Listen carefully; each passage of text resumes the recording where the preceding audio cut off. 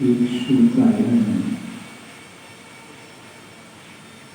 जो हिंसा का के विषय में लिखा गया। प्रमत्त योगा हिंसा। हिंसा क्या है? जहाँ जहाँ प्रमाद का योग है वहाँ वहाँ हिंसा है। प्रमाद के योग से प्राणियों के प्राणों का विलोपन करना हिंसा है। अब चाहे किसी प्राणी का वियोग हुआ हो अथवा नहीं हुआ हो, पर प्रमाद है। हमारे यहाँ प्रमाद को किसी भी तरह से बख्शा नहीं गया। हिंसा बाहर में कम है और अंदर में ज्यादा है। तो हिंसा लोग बात समझते हैं हिंसा बाहर में दिखती है उसको हिंसा कहते हैं, जो अंदर में हो रही है उसको हिंसा समझते नहीं हैं कि वो भी क्या हिंसा है। जबकि हमारे यहाँ बाहर की हिंसा को हिंसा नहीं कहा जाता, अंदर की हिंसा को हिंसा। ज्यादा द्रव्य हिंसा के लिए ज्यादा महत्वपूर्ण नहीं दिया गया। यदि बाहर में द्रव्य हिंसा हो भी शायद तब भी हमारे यहाँ घबराने की जरूरत नहीं है, क्योंकि बाहर की हिंसा होकर भी तुम्हें हिंसा के फल को देगी। साधु के लिए लिखा गया उछाल दंगी पाले। यदि विहार करते उछल करके किसी प्राणी की हिंसा हो भी सकती है तब भी तुम्हें घबराने की जरूरत नहीं है, क्योंकि तुम सावधान थे कि नहीं। बट सामने वाला अपनी असावधानी से मरा है, तुम अपनी सावधानी से निमित्त भी बनोगे तब भी तुम पाप से बच जाओ, क्योंकि तुम्हारी प्रवृत्ति प्रमाद में नहीं है। तुम सावधान होगे, सामने वाला सावधान है वो छोड़िए। तुम्हारे अंदर परिणाम क्या था? क्या मर गया है, तुम्हारे हाथ से मर गया है। एक नहीं हजारों भी मर जाएं तो भी चिंता नहीं करना, तुम्हें कुछ नहीं होगा, क्योंकि तुम्हारा अभिप्राय मारने का नहीं था, इसलिए उसे बख्श दिया गया। वैद्य डॉक्टर हजारों लोग हो सकते उसकी लाइफ में मर जाएंगे, लेकिन उसे हिंसक नहीं कहा, उसे पापी नहीं कहा, क्योंकि उसका लक्ष्य उसे मारने का नहीं था, उसका लक्ष्य उसे बचाने का। तो हिंसा किस पर डिपेंड कर रही है? किस पर? बाहर की प्रणाली पर नहीं डिपेंड की है, वो तुम्हारे परिणाम देखो कि परिणाम कहाँ जा रहा है, कैसी स्थिति में जा रहा है। मंदिर किसी हिंसा किसी क्षेत्र से नहीं बनी है कि कोई मंदिर जाएगा तो हिंसा नहीं होगी और घर रहेगा बढ़ेगा तो हिंसा होगी। तो हिंसा का संबंध क्षेत्र से नहीं है, हिंसा का संबंध आपके परिणाम से। परिणाम क्या है? मंदिर के सामने मंदिर जाने वाला, पूजा करने वाला जरूरी नहीं कि अहिंसक है, वो अहिंसा कर रहा हो सकता है, अभिषेक करता हुआ भी हिंसा कर सकता है। अभिषेक करता हुआ भी क्या कर रहा है? पूजा करता हुआ भी क्या कर रहा है? पूजा कर रहा है, लेकिन कर क्या रहा है? वो पूजा कर रहा है कि हिंसा कर रहा है? भगवान का पाप प्रक्षालन करते हुए भी क्या कर रहा है? हिंसा कर रहा है। क्यों? कि परिणामों में क्या है? परिणामों में विशुद्धि नहीं है, कषाय की तीव्रता है। क्योंकि हिंसा अहिंसा का संबंध इतना सा ही लिखा। पुरुषार्थ भी पढ़े कि नहीं पढ़े? आप पढ़े। अहिंसा और हिंसा के संबंध में जिसको जानना हो, इससे बेटर शायद, इससे अच्छा तुम्हें कहीं वर्णन नहीं मिलेगा जितना अच्छा वर्णन कहां पर किया है? पुरुषार्थ में सबको पढ़ना चाहिए। हिंसा अहिंसा का वर्णन इससे बेहतर, इससे सूक्ष्म शायद कहीं नहीं मिलेगा। वैसे जैन दर्शन की अहिंसा बहुत सूक्ष्म है, जहां सारे संसार के दर्शनों की हिंसा अहिंसा समाप्त होती है, वहां से जैन दर्शन की अहिंसा शुरू होती है। अब वर्णन होगा अहिंसा का क्या है। तो यहां पर हिंसा का स्वरूप और अहिंसा का स्वरूप, रागा तेषां वेद उत्पत्ति, राग द्वेष की उत्पत्ति का नाम ही क्या है? हिंसा। अप्रादुर्भाव खलु रागादिना भवत् हिंसति तेषां वेद उत्पत्ति जनागमस्य संक्षेपः। जनागम में दो चीजें संक्षेप से कही गई, इसी का शेष विस्तार हिंसा और अहिंसा का। अहिंसा क्या है? राग द्वेष का उत्पत्ति होना ही हिंसा है, और राग द्वेष की उत्पत्ति का नहीं होना ही अहिंसा है। जहां दूसरे का गिराने का परिणाम है,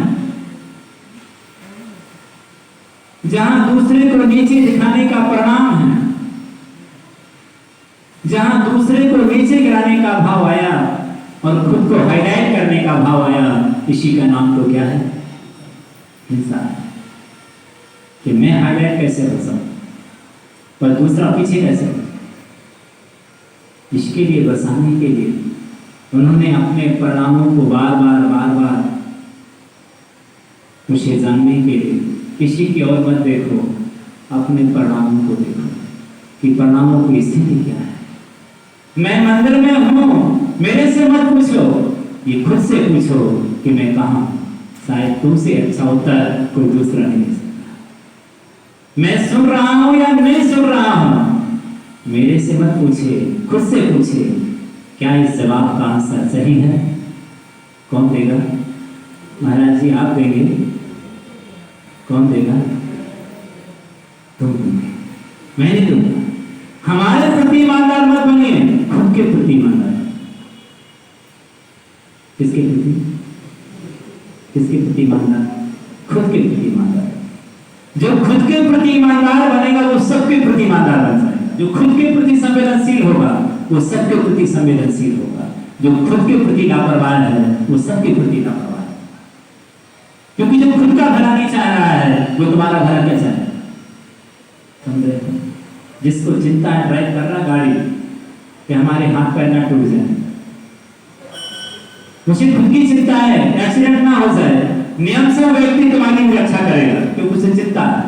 और जब ये कह रहा है कि टूट जाए तो टूट जाए, कल टूट गई तो अभी टूट जाए, मर जाए अभी, हमें मरने की चिंता नहीं है। ऐसा व्यक्ति जो खुद के प्रति संवेदनशील नहीं है, खुद को मारने पर तुला है, वो तुम्हें कैसे बख्शेगा?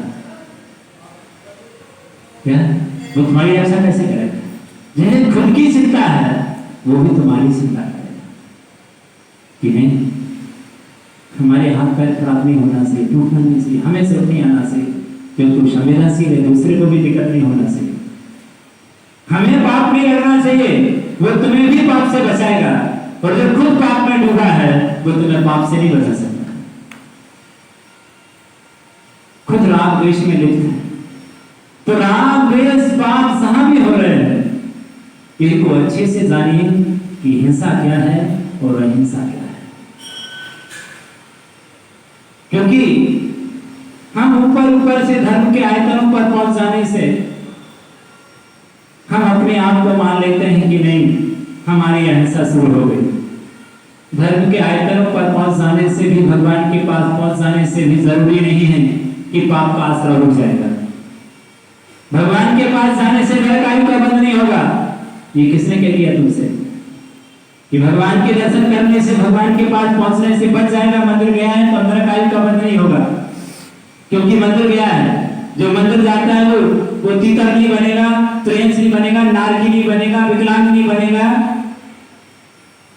क्योंकि वो मंदिर जाता है। क्या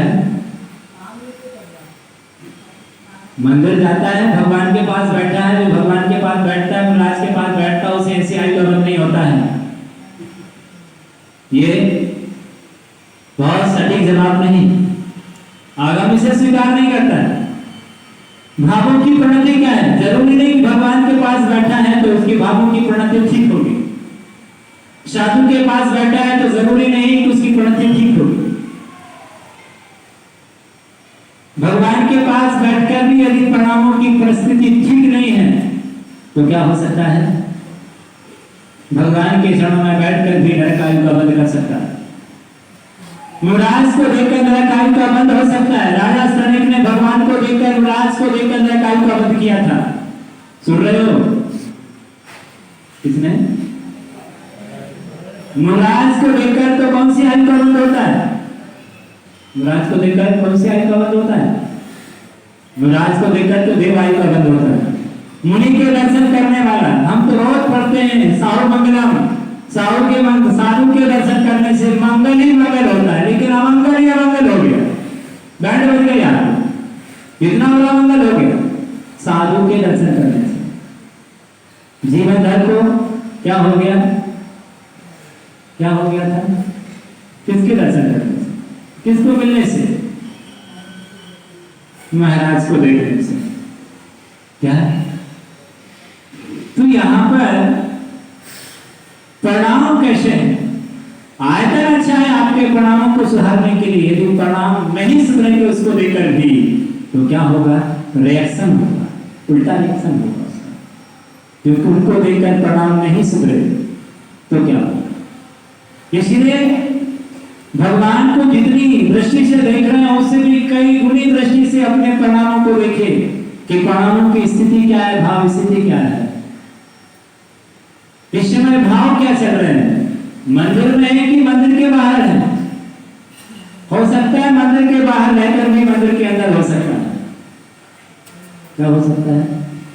मंदिर के बाहर रहकर भी क्या है? मंदिर के अंदर। एक साधु पहाड़ पर है और इतनी अच्छी भक्ति कर रहा है, सुबह शाम घंटी बजाता है मंदिर में जाकर और जोर जोर से वेद की ऋचाएं बोलता है, बहुत कुछ बोलता था। उस तलहटी में, उसी पर्वत की तलहटी में एक वेश्या भी रहती थी जो इस दृश्य को रोज देखा करती थी। वह वेश्या इस दृश्य को देखकर अपने आप को हमेशा कोसती थी, काश मैं होती तो कितना अच्छा होता, काश मैं भी उस ईश्वर के चरण छू पाती, मैं भी एक दीप उस ईश्वर को लगा पाती, मैं भी एक प्रार्थना काश ईश्वर के सामने कर पाती। पर मैं कितनी बड़ी पापी हूं, मैं कुछ ना कर सकी अपने जीवन। लोग हमारे पास भी आते हैं, लोग उधर भी जाते हैं, धिक्कार है मेरे लिए, मैंने पूरा जीवन इसमें व्यतीत कर दिया, पाप में व्यतीत कर दिया। जीवन से पाप ही पाप किए, कभी कोई अच्छा कर्म किया ही नहीं है। पश्चाताप की अग्नि में जल रही है कि मैंने घोर अपराध कर दिया। पर ये कितना भाग्यशाली और पुण्य आत्मा है, इसका भाग को देखो, इसका नसीब को देखो, इसके नसीब में क्या मिला है और मेरे नसीब में क्या मिला है। मुझे एक रागी द्वेषी पापी, मेरे पास भी लोग आते हैं पर अपनी वासना को बुझाने के लिए आते हैं। मैं सिर्फ पाप का ही आश्रय कराती हूँ, मैं दलदल में ही ढकेलती हूँ लोगों को, पर धन्य है एक साधु का वेश रख करके परमात्मा की भक्ति में इतना तन्मय रहता है कि 24 घंटे खुशी में तन्मय रहता है। हजारों लोग इसके पास जाते हैं, इसके भी दर्शन करते हैं, इसकी प्रार्थना भी सुनते हैं। इसका वह घंटी बजाने का तरीका, इसकी प्रेयर करने का तरीका, इसकी वेद की ऋचाएं बोलने का तरीका बहुत गहनता से लोग सुनते हैं और दया करते हैं।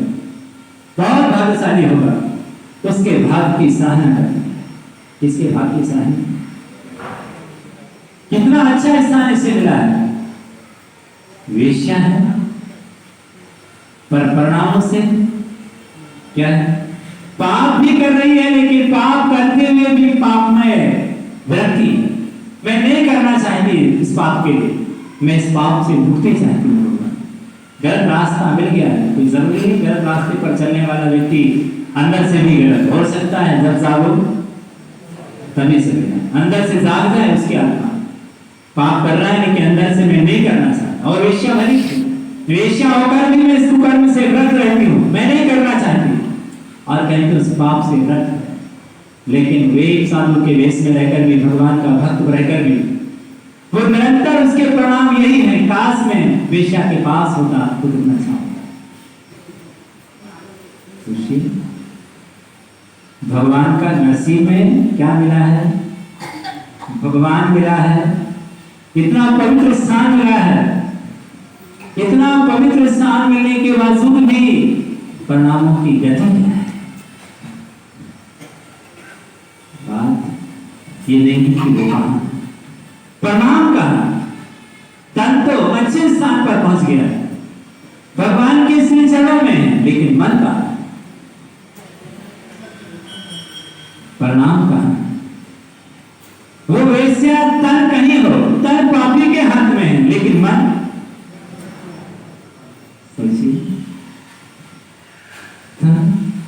किसी और को दे रखा है उसने। लेकिन उस पाप के प्रति निंदा ग्रह करती है। मैं वही होती, काश तो कितना अच्छा होता, मैं भी कम से कम परमात्मा के चरण छू पाती, मैं भी उस एक आवाज में एक अपनी आवाज दे पाती, एक स्वर में मैं अपना स्वर बना लेती, मैं भी एक कटोरी से कलश से भगवान के सर माथा पर मैं भी रहता, क्योंकि मैं अछूत वहां जा नहीं सकती, लोग मुझे वहां से धुतकार के भगा देंगे।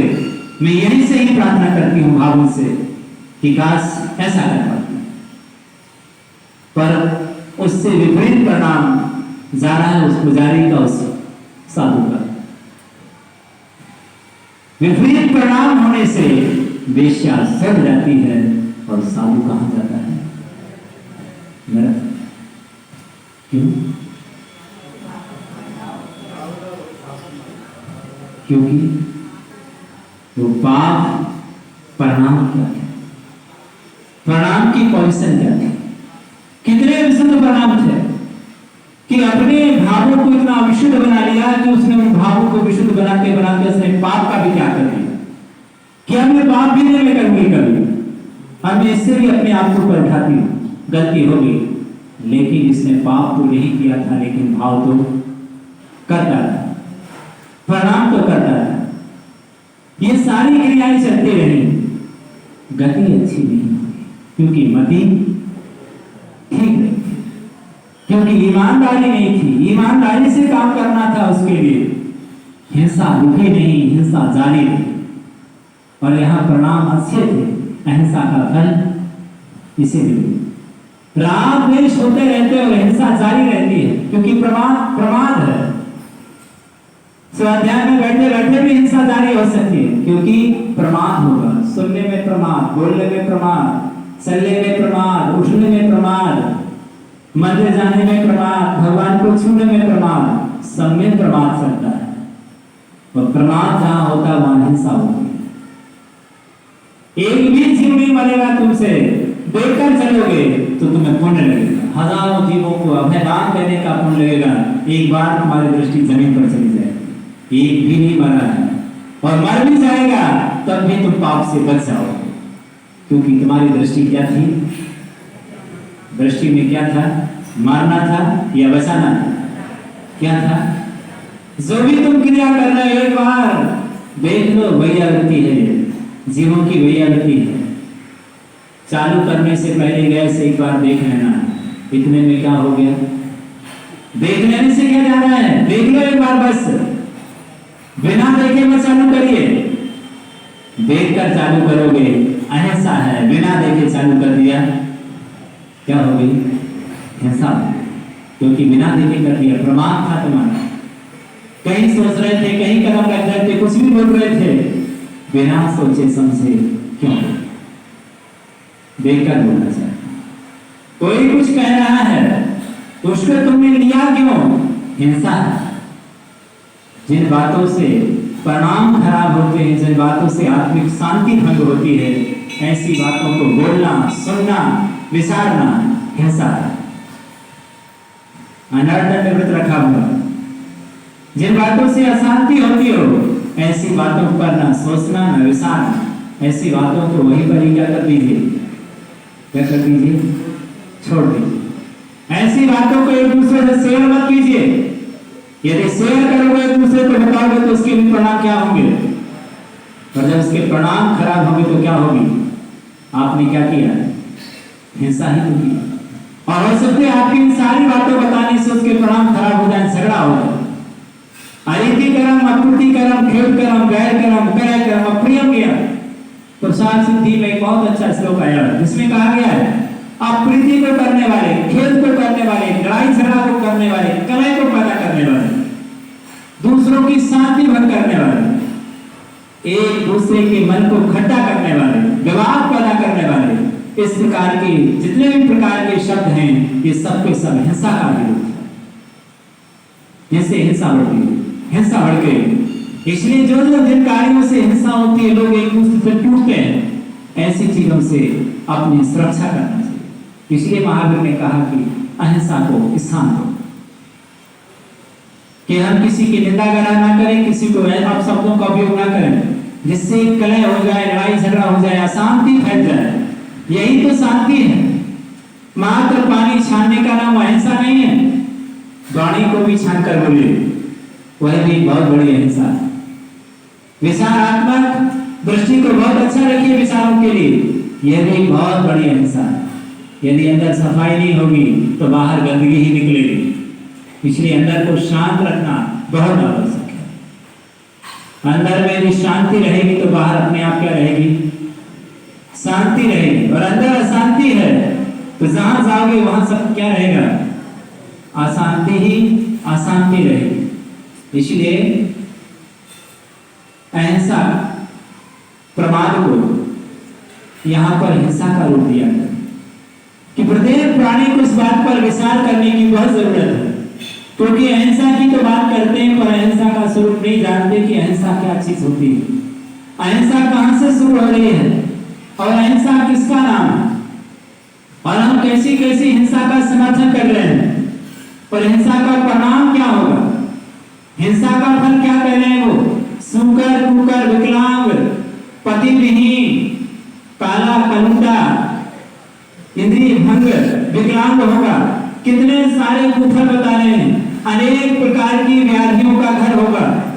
ये हिंसा का फल कहा है कि हिंसा के परिणाम स्वरूप यह अनेक रोगों का घर बनेगा, अनेक प्रकार के रोग होंगे, इसके लिए नरकों में चढ़ेगा। जो भी है ये हिंसा का ही परिणाम है। इसलिए हिंसा से बचना चाहिए, क्योंकि जितने लोग परेशान हैं, पीड़ित हैं, वो हिंसा का परिणाम है। उन्होंने कभी जबरदस्त हिंसा की होगी, आज उस हिंसा का परिणाम है कि वो संतान विहीन है, अथवा संतान हो गई है तो वह खून चूस रही है। मित्र मिल गया है तो मित्र दुश्मन का काम कर रहा है। किसी से अपेक्षा करते हैं तो अपेक्षा के स्थान पर अपेक्षा मिलती है। सब तरफ से अशांति अशांत माहौल है, 24 घंटे टेंशन ही टेंशन में कटता है, बहुत परेशान है। यही तो हिंसा का फल है। यही क्या है, किसका फल है, एक हिंसा का फल है कि हिंसा करने का परिणाम क्या होता है, हिंसा से कितनी बड़ी दुष्परिणाम होता है। इसलिए उस हिंसा से बचना चाहिए। अशांत वेदनीकरण का तीव्र आश्रय का कारण है। इसलिए जो हिंसा के कार्य हैं, जिनसे परिणाम बिगड़ते हैं, उनसे बचिए और हिंसा का कभी भी समर्थन मत करिए। यदि हिंसा का हमारे द्वारा समर्थन होगा इससे ठीक नहीं होगा। उसी हिंसा के समर्थन के विरोध में आचार्य भगवान ने शास्त्र मुनियों की रक्षा के लिए अहिंसा के लिए कदम उठाया था। हिंसा का विरोध होना चाहिए, क्योंकि बलि चढ़ाई जा रही थी कितने सारे जीवों के लिए। हिंसा का विरोध होना चाहिए और अहिंसा की रक्षा होना चाहिए। उसी अहिंसा की रक्षा के लिए भैया वृत्ति के लिए उन्होंने क्या किया, आगे आए कि हम शास्त्र मुनियों की रक्षा करेंगे चाहे कुछ भी हो जाए। और शास्त्र मुनियों की रक्षा करने के लिए, भैया वृत्ति करने के लिए, क्योंकि जीवों की भैया वृत्ति से बड़ा शायद कोई कार्य नहीं हो सकता है। जीवों की रक्षा करना, उनका भला करना, उनको सही दिशा देना, ये अपने आप में बहुत बड़े पुण्य का कार्य है। और आचार्य भगवंत ने उन शास्त्र मुनियों की रक्षा करने के लिए क्या किया था, क्या छोड़ दिया था, वह पद छोड़ दिया कि हम इन शास्त्र मुनियों की रक्षा करेंगे। और शास्त्र मुनियों की रक्षा करने के बाद वो पुनः आकर क्या किया, क्या कर लिया, अपना व्रत पुनः दीक्षा छेद करके फिर से साधना करके और क्या हो गए, केवल ज्ञान को प्राप्त हो गए। सोचिए, केवल ज्ञान को प्राप्त हो गए, क्योंकि मुनियों की व्रतों की रक्षा होना बहुत जरूरी है। व्रतियों के व्रतों की रक्षा होना बहुत जरूरी है। व्रत लिए हैं तो व्रतों की रक्षा करना हमारा अपना दायित्व है कि नहीं, हम व्रतों की रक्षा करेंगे। किसी ने व्रत लिए हैं तो उनके व्रतों की रक्षा कराना ये हमारा दायित्व है। कि हमारे बीच में कोई रहता है, किसी का नियम है छना हुआ पानी पीने का, तो हम उसके नियम का क्या करेंगे, पालन करेंगे। किसी का मंदिर जाने का नियम है तो हम उसके मंदिर जाने में सहयोगी बनेंगे। समाज में कोई ऐसा नहीं होगा कि बिना मंदिर के भोजन करेंगे। हम उनके नियमों का पालन कराएंगे, हम उनके संयम में मदद करेंगे, हेल्प करेंगे, सहयोगी बनेंगे। असंयम में नहीं जाएंगे वो। यदि नियम है तो हम नियमों का पालन कराएंगे। कितने लोग हैं मंदिर दर्शन करने जाएंगे, कितने सारे लोग होंगे जो शारीरिक परिस्थिति आ जाने से मंदिर नहीं जा पाएंगे, पर उनके शरीर की परिस्थिति कैसी भी आ गई हो, लेकिन हमें क्या करना है, मेरा दायित्व क्या है, हम मूर्तियों की खिल्ली तोड़ा देते हैं। उसने नियम तोड़ दिया, उसका दोष था, लेकिन हमारा कोई दोष नहीं था। यदि कोई भ्रष्ट हो रहा है तो हमारा भी कोई उसमें दोष है, उसको भ्रष्ट कराना है, क्योंकि कहीं ना कहीं से हमारी भी लापरवाही है। यदि समाज में कोई गंदगी पनपती है तो कहीं ना कहीं से हम भी उसके दोषी हैं, क्योंकि हमारे प्रमाद से भी कोई गंदगी बनती है। कहां से भी हम सक्रिय हो जाते तो हो सकती थी वो गंदगी वहीं पर भी रुक जाती। गलत का विरोध नहीं करना ही गलत का समर्थन है, पाप का समर्थन करना है। इसलिए हमें उसका विरोध करना चाहिए और लोगों को संयम की रक्षा के लिए लोग आगे आए। ये परंपराएं कैसे आगे चलेंगी? एक व्यक्ति बहुत बड़े धर्म की रक्षा कर सकता है। क्या कर सकता है? इस जनाने की रक्षा करने के लिए क्या करना होगा? व्रतियों के व्रतों की रक्षा करनी होगी। जो लोग संयम पालन करते हैं उन लोगों के लिए हम जल चेतन की जड़ों के निर्माण के लिए लाखों रुपया खर्चा करते हैं, पर चेतन के निर्माण के लिए 0% भी खर्चा नहीं करते। यदि किसी से कह दिया जाए किसी मंदिर के निर्माण के लिए, किसी भगवान को विराजमान करने के लिए लाखों की बोली लगा देंगे, लेकिन किसी 4 व्यक्ति के लिए भोजन के लिए कोई व्रत हो गया है और उसके लिए व्रत के लिए, उसकी भैया वृत्ति के लिए क्या व्यवस्था है? किसी के पास कोई व्यवस्था नहीं होती। मतलब पुण्य लगता है किसी जड़ की रचना, किसी जड़ के निर्माण, क्या किसी चेतन के निर्माण में पुण्य नहीं लगता? सबसे बड़ा पुण्य तो उसी चेतन के निर्माण में। जिन लोगों ने नियम लिया है, लोग मंदिर जाएं, पूजा करने जाएं, उसके लिए समाज में एक ऐसी व्यवस्था होनी चाहिए। सबसे बड़ी भैया वृत्ति है, सबसे बड़ी अहिंसा है कि वो उसकी रक्षा कर सकेंगे। देव बनना रथ होनी चाहिए। कौन सा रथ? देव बनना। कि समाज में सभी मंदिर जाते हैं तो उसके लिए मंदिर की व्यवस्था, ले जाना, मंदिर तक छोड़ना और मंदिर से घर ले जाना, ये उस देव बंदा रथ में जो भी आना चाहेगा तो उसकी निःशुल्क व्यवस्था रहेगी। वह मंदिरों की व्यवस्था करा के, वंदना करा के और एक व्यक्ति उसको छोड़ने के लिए जाएगा उसके घर। अव्यवस्था हो गई, नहीं जा पा रहा है, तो उसके परिवार के लोग नहीं आ जा पा रहे हैं, तो उसका व्रत नियम संयम नहीं टूटना चाहिए। इसके लिए हम लोग क्या करेंगे? एक वृत्ति की रक्षा करेंगे, उसके नियम की रक्षा होगी। यदि हम किसी के संयम की रक्षा में सहायक बनेंगे तो कोई हमारे भी संयम में सहायक बनेगा। हम यदि किसी का संबल बनेंगे तो कोई हमें भी संबल बनेगा। हो सकता है हम एजेंट हो जाएंगे, वृद्ध हो जाएंगे, हो सकता है कोई हमें भी हाथ पकड़कर हमारे घर से हमें मदद करने के आएगा। एक ऐसी व्यवस्था हो सिर बंधा रथ जो समय समय पर लोगों के घर पर जाकर के, जो लोग नहीं आ सकते, अस्वस्थ हैं, बीमार हैं, परिस्थिति इसी प्रकार की घट गई है, उनके परिवार के लोग मंदिर तक नहीं लेके आ सकते हैं, तो कम से कम हम ही उनके परिवार के लोग बन जाएंगे और हम उनको क्या करेंगे? वंदना करेंगे। सोचिएगा कितनी बड़ी सेवा, कितना बड़ा पुण्य होगा। किसी को मंदिर के दर्शन कराना, किसी को अंत तक उसकी सेवा में तैयार रहना। हो सकता है आज हम उसकी सेवा करेंगे, कोई हमारी सेवा करेगा। आज आप उसको दशा देंगे, हो सकता है कल तुम्हें भी कोई दशा देगा। राम ने संबोधन किया था उन दो प्राणियों के लिए, और जब दो को संबोधा तो दो ने क्या किया था? मरते हुए बैल को संबोधा था राम ने जीवन भर में, कुत्ता को संबोधा, कुत्ता मरकर क्या बना? देव बना। राम ने मरते उस बैल को संबोधा, उस बैल ने क्या किया? क्या उस बैल को संबोधा था जो बैल स्वर्ग में देव बना था।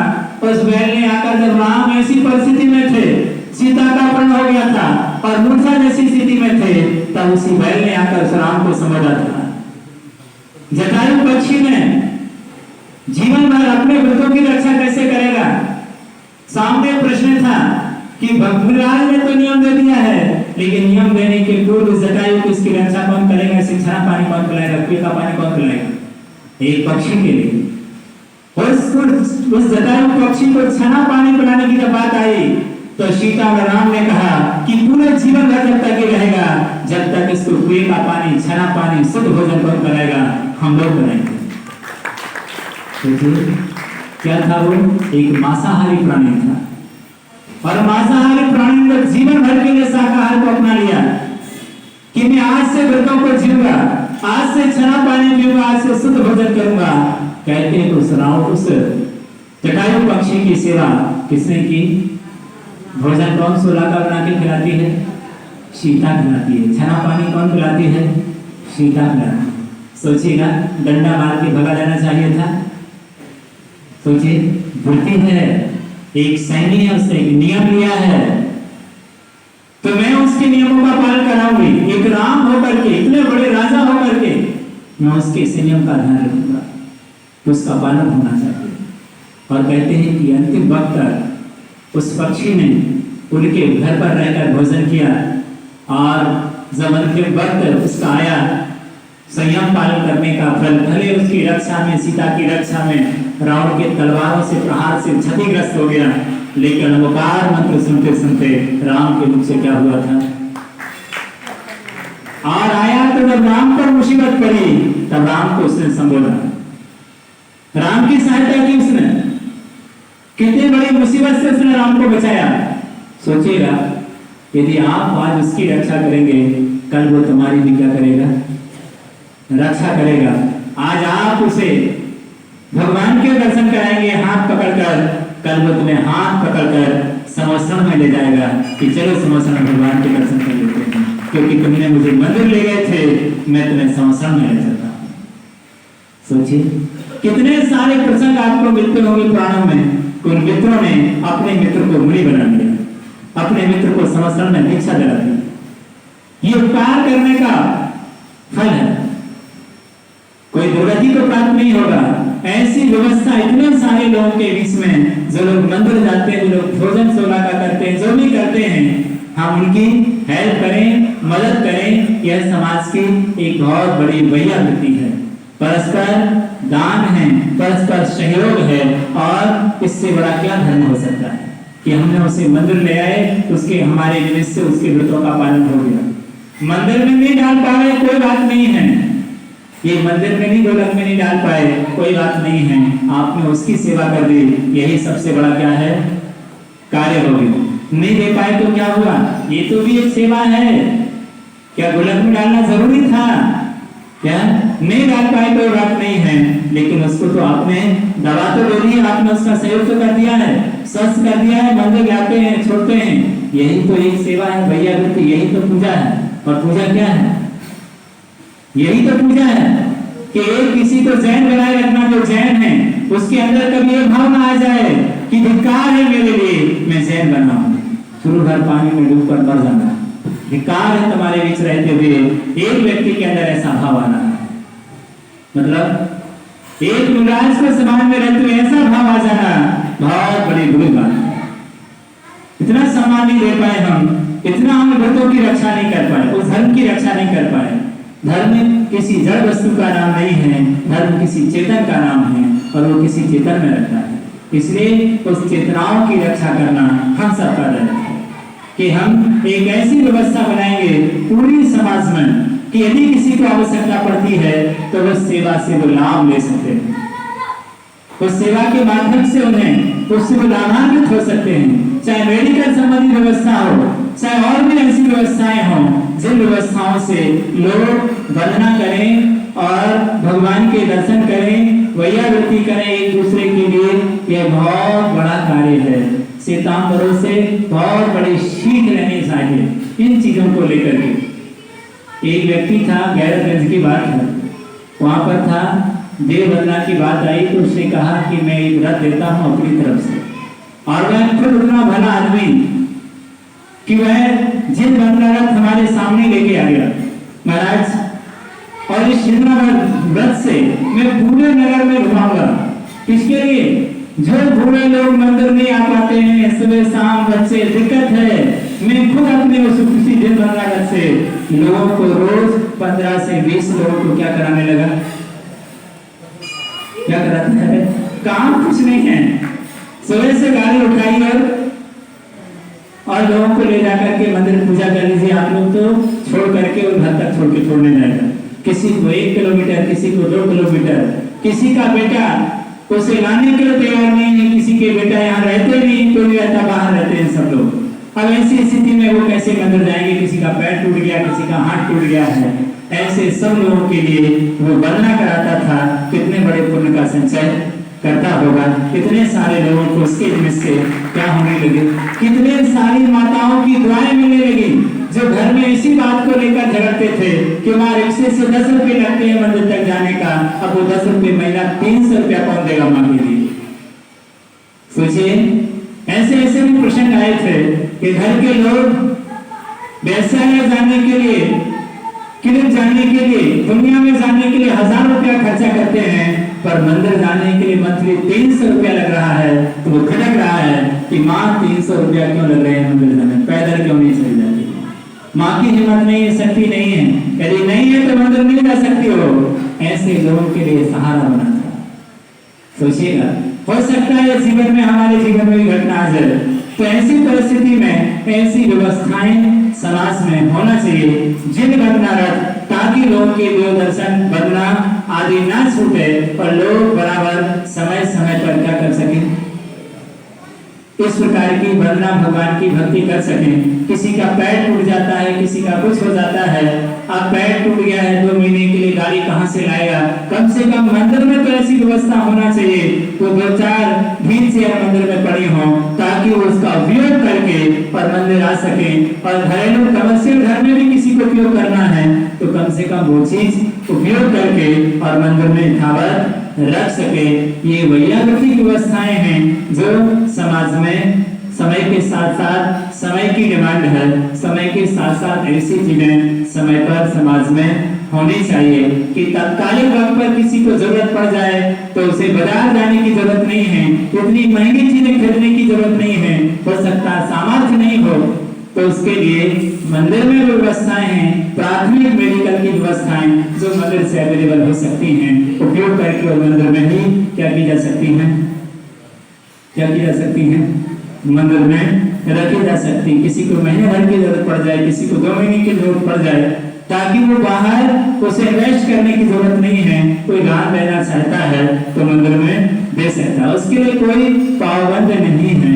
ऐसी व्यवस्थाएं मंदिर में, धर्मशालाओं में सामाजिक प्राथमिक रूप से किसी को जरूरत पड़ती है तो उसको हम सहयोग कर सकें। एक वैयावृत्ति का फंड है, इसमें वैयावृत्ति फंड बनना चाहिए अलग से, पर लोगों को उस वैयावृत्ति फंड में क्या करना चाहिए, क्या करना चाहिए, दान देना चाहिए। वैयावृत्ति फंड है, समाज में कोई अस्वस्थ हो जाता है, बीमार हो जाता है, जरूरत पड़ जाती है तो उस वैयावृत्ति फंड से उसकी मदद की जा सके, उसको स्वस्थ किया जा सके, उसको उसको व्यवस्थित किया जा सके। इस प्रकार से वैयावृत्ति फंड से एक वैयावृत्ति व्यवस्था है, पर वैयावृत्ति से लोगों को कम से कम चेतना तो मिलेगी कि हमारे लिए हम बीमार पड़ गए थे, अस्वस्थ पड़ गए थे तो समाज ने हमें तत्काल इलाज करा दिया। बहुत सारे बच्चे हैं, बहुत सारी चीजें हैं जो आपको थोड़ी सी पहल करनी है, पैसा भी नहीं लगेगा और सारी व्यवस्थाएं क्या हो जाएंगी, सब कुछ हो जाएंगी। सिर्फ पहल करने की जरूरत है। पढ़ाई के लिए बहुत सारे ऑप्शन है, बहुत सारे स्कूल है, बहुत सारी चीजें समाज ने प्रारंभ की हैं, सिर्फ जागृति की जरूरत है। शायद आप बच्चों को वहां पर भेजेंगे तो उनकी पूरी पढ़ाई हो जाएगी। थोड़ी सी हेल्प करना है, जागरूक करना है, तुम्हारी जागरूकता से बहुत बड़ा कार्य हो सकता है, बहुत सारे लोगों को लाभ हो सकता है।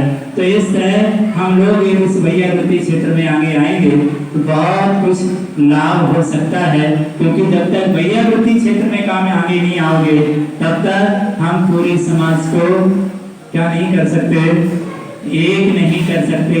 क्योंकि जो वैयावृत्ति करता है, सेवा करता है, वो एक दूसरे का दिल जीत लेता है।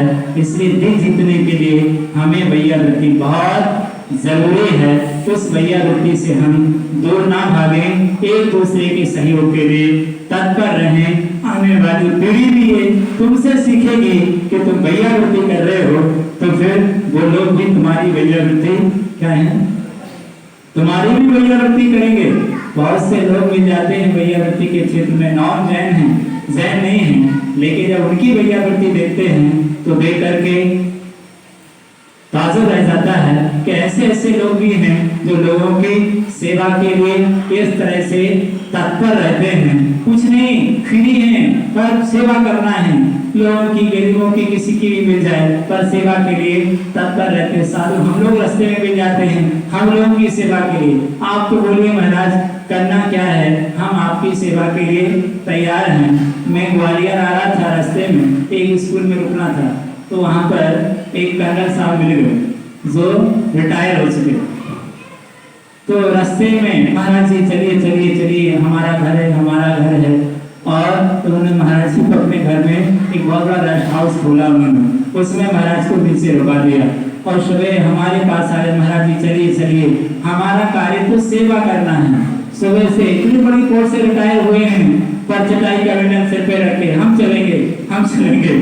हमने सोच के रह गए हैं सेवा का भाव क्या होता है कि महाराज हमारे यहाँ आए हैं, कोई भी महाराज आए जैन समाज से निवेदन है कि यहाँ पर हमारे यहाँ रुकिए, घर पूरा खाली रहेगा।